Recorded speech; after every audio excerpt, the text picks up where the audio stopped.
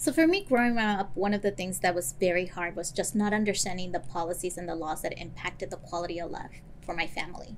And so growing up, for me, one of the things that I challenged myself was trying to understand how do I change those, right? To really represent the needs of the community, to represent the needs of my family. And so when I got to my career, I was just like, this is what I'm going to do. Like, I'm going to change the systems. I'm not going to, be a player in the game. I'm going to change the game for my community. Well, for me, I started working in policy because honestly, I think policy is just really fun, period.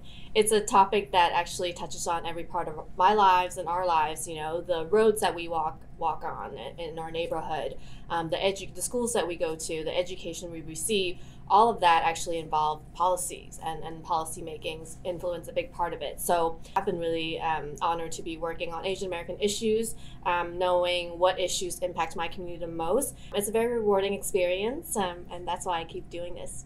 I wanted to be able to say I was doing something as part of the solution, and working here at AJSOCAL absolutely provides me with that opportunity.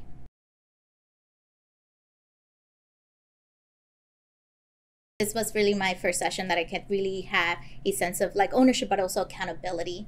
And for me, I think one of the biggest challenges in that transition was walking into that room and just feeling very much still a presence of the boys club in a lot of things, or even that kind of pressure to like change the way that you talk, or how to not be too emotional and stuff like that. And so for me, it's been really about trying to navigate a space, how to not lose who I am and why I'm here and why I ended up here, but also like try to figure out how to work with folks that will never understand the full lived experience.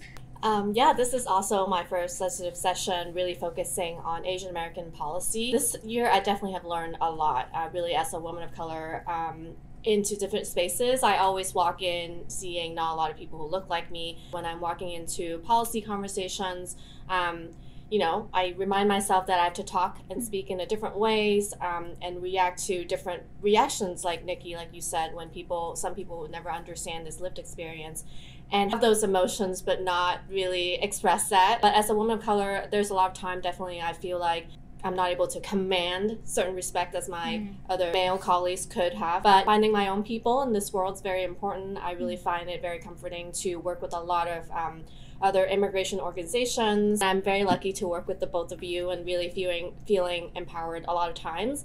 And I think that's the most important part of our work, and continuing supporting each other and a lot of the women of color in this space. When I was advocating on one of our priority bills last year, I was hoping to put our bill and an alliance that would belong to a priority. But then they suggested that we should put this under immigrant rights instead of civil rights, human rights. And I argued with my colleague, why is this not supposed to be in the human rights section, because immigrant rights is also human rights. I'm in my comfort zone when I'm around other women of color. So working with both of you is fantastic. When we go to the state capitol, it's a bunch of white men.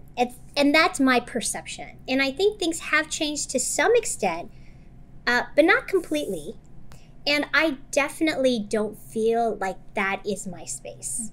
And I don't feel the same level of comfort the way I do when I'm in nonprofit spaces or hanging out with people like both of you.